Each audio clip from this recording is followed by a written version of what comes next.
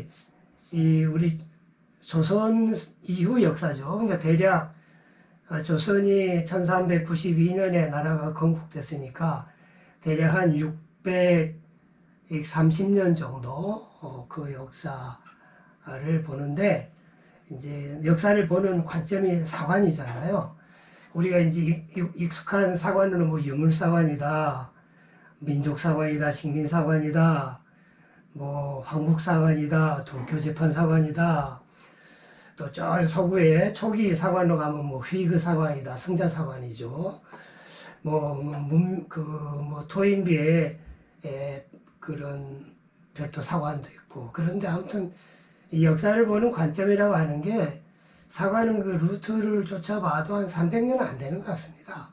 대략 한 200년에서 250년 정도 되고, 그래서 우리 사회에서 지금 문제가 되는 식민사관, 민족사관, 이러한 것도 우리가 그런 말을 듣기 시작하고 사용한 지도 한 5, 60년 이렇게 되는, 1세기가 채 안 되는 그런 것이고, 그래서 저는 우리 말씀드린 대략 한 620, 30년에 우리나라의 지난 역사를 어떤 관점에서 볼까, 아까 우리 정 총장이 소개한 그 책을 쓰면서 한일 그 두 나라의 역사를 이제 비교하고 있었는데요.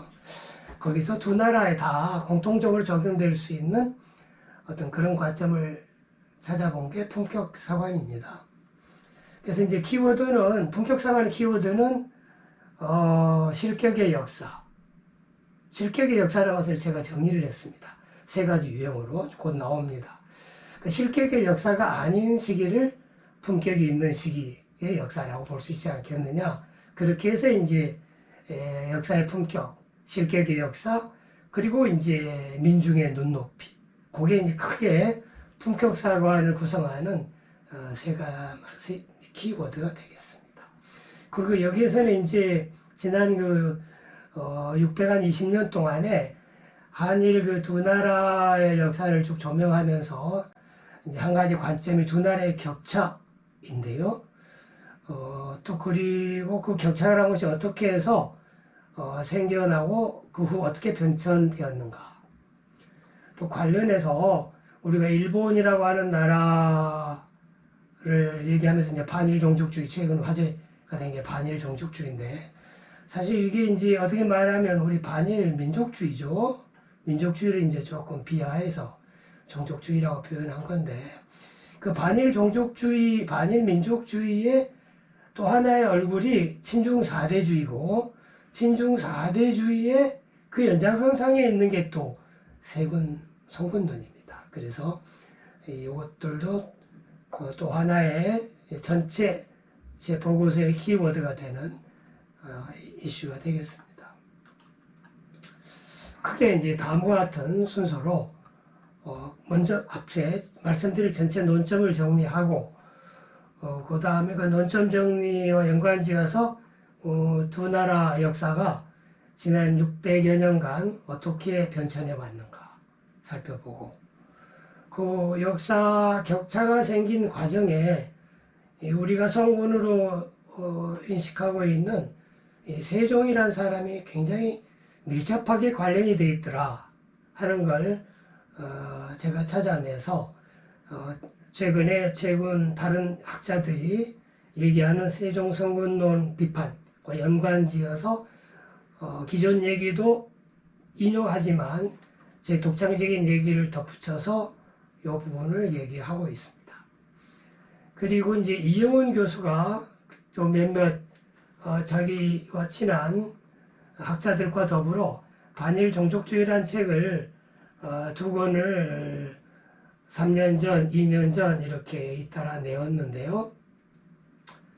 그의 반일 종족주의라고 하는 것을 우리가 어떻게 이해할 것인가, 또 그와 연관지어서 오늘의 한일 관계를 풀어가려면 큰 방향성은 어떠한 것이어야 될까 하는 걸 마지막으로 생각해 보겠습니다. 먼저 품격사관에 대한 걸 살펴보고, 키워드인 그 실격의 역사 유형을 세 가지가 있다고 말씀드렸죠. 그거 함께 살펴보고, 그 실격의 역사와 우리 세종이 밀접하게 연관이 되어 있다는 얘기를 하면서 정말 세종은 어디까지 성군일까 하는 간단한 검증을 제 차원에서 해보겠습니다. 그리고 말씀드린 대로 이 세종 성군론이 친중 사대주의, 반일 종족주의 이것들이 다 연관된 개념들인데 사람에 따라서는 세종 성군론을 믿는 사람 중에 친중 사대주의론자도 있을 수 있고 반일 종족주의론자도 있겠죠. 근데 이제 이 책에서 제 보고에서 곧잘 등장하는 이영훈이라는 사람은 요 세 개를 모두 부정합니다. 성군론도 자기는 인정 못하겠다. 친중 사대주의론자도 나는 싫다. 반족 종족주의도 싫다. 우리 사회에 이제 이영훈 교수 비슷한 사람도 적지 않게 있겠죠. 그렇죠? 많이 비판을 받는 사람이긴 하지만. 그 다음에 이 친중 사대주의라고 하는 것은 이 반일 종족주의와 어떻게 말하면 야뉴스의 두얼과 같은 것이다. 상당히 겹친 측면이 있다. 그런데 이제 뒤에 곧 그림이 나옵니다만 미리 설명을 드리면 지금 이영훈 같은 사람이 있다고 그랬죠. 우리 사회 일정한 부분 있는 건 부정 못하죠. 근데 앞으로 시간이 흐르면서 이러한 이영훈 같은 사람이 앞으로 늘까 줄까 한번 생각해보자. 그리고 마지막으로 지난 600년사에 대한 제대로 된 이해와 교육 없이 우리는 일본을 가해와 책임만 가지고 책임을 추구하는 그런 건 아닌지. 희생자 의식 민족주의란 말이 있습니다. 서강대학의 임지연 교수, 사학과 교수가 만들어낸 말인데요. 어떻게 말하면 반일 종족주의? 일면상통한 측면이 있죠. 근데 이제 그건 조금 더 빅티무드 내셔널리즘이라고 해서 조금은 더 광의의 개념 같습니다. 우리나라에 한정되지 않고 독일이나 이스라엘, 폴란드, 이쪽 국가 민족에서 찾아볼 수 있는 이즘이다. 라고 이제 임 교수는 설명하고 있습니다. 근데 결국 우리가 부족한 것은 이 자등명 자귀하는, 그렇죠? 자등명 법등명 하는 얘기 있죠. 자귀 법귀하는 우리 스스로를 등불로 밝혀서 우리 앞을 밝혀 나가는 자주 독립, 남한테 의지하지 아니하고 우리 스스로 해법을 모색하는 그런 것이 결여됐던, 상대적으로 약했던 지난 600년이 아닐까. 그 과정에서 한일 격차가 발생하고 확대되었고, 그마다 그 마지막이 이제 국권 피탈인데, 국권 피탈한 과정에 대한 반성은 아주 조금만 하고, 가해자인 일본이 왜 우리를 그렇게 침략하고 우리한테 피해를 줬느냐, 배상을 해라, 사과도 부족하다 하고 있는 게 우리의 현실 아닌가, 이제 그런 인식입니다. 어떻게 말하면 친일파 같은 얘기로 들릴 수도 있어요. 그렇지만 저는 결코 친일파는 아니고요. 우리 스스로를 잘 반성하는 노력이 부족하다. 기본적으로 우리나라 역사학자를 필두로 우리 역사를 열심히 공부를 안 하고 있고 안 하려 하는 게 아닌가.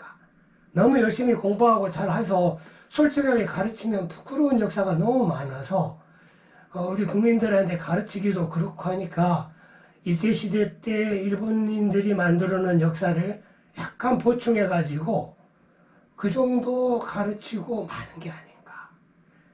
그렇죠. 그게 솔직한 제 생각입니다. 우리 한신대학의 사학과 선생님들하고도 얘기를 많이 해보고 우리나라의 역사학회 회장을 했다는 분들하고도 얘기를 해봤는데 100% 수긍은 안 하지만 상당 부분은 그냥 무건으로 받아들이는 그런 느낌을 개인적으로는 받고 있습니다. 요거 아까 말씀드렸죠. 키워드가 품격상언이라는 것은 백성의 눈높이죠. 과거는 이제 민중이라는 표현을 썼죠. 인민, 민중의 눈높이다. 그리고 실격의 역사, 품격의 역사. 이게 이제 키워드다. 실격의 적은 역사가 그런 한 민족의 역사, 나라의 역사를 우리가 품격 있는 역사를 볼 수 있지 않겠냐. 그러면 가장 핵심이 되는 키워드가 실격의 역사인데 이걸 세 유형으로 분석해 본다고 그랬죠. 한 나라의 역사를 쭉 보면 시기별로 역사가 이렇게 뒷걸음질하고 크게 암울해질 때가 있습니다. 어느 나라 역사에 다 그런 때가 있죠. 뭐 역사가 일본 사람들 자기네 경제 역사가 자랑스러운 역사, 패함이 2차 대전 이전까지는 거의 없었다는 역사로 자랑하고 있지만 태평양 전쟁의 대패전이라고 하는 대실격의 역사가 있죠. 그렇죠. 그러니까 우리는 뭐 패전의 역사 이렇게 하지만 저는 그런 패전의 역사, 또 우리가 1910년에 나라를 빼앗겼다. 굉장히 슬픈 역사다. 그런 건 저는 이제 대실격의 역사다. 제가 만들어낸 말이죠. 이 역사의 이제 첫 번째 유형이고, 두 번째 유형은 그러한 역사가 부끄럽다고 조사도 연구도 안 하고 안 가르쳐 버리는 게 유형 2죠. 또는 그러한 것이 부끄러우니까 조사 연구를 하지만 왜곡해가지고 조사 연구한 내용을 교과서에 실어서 후대들을 가르치는. 크게 보면 세 가지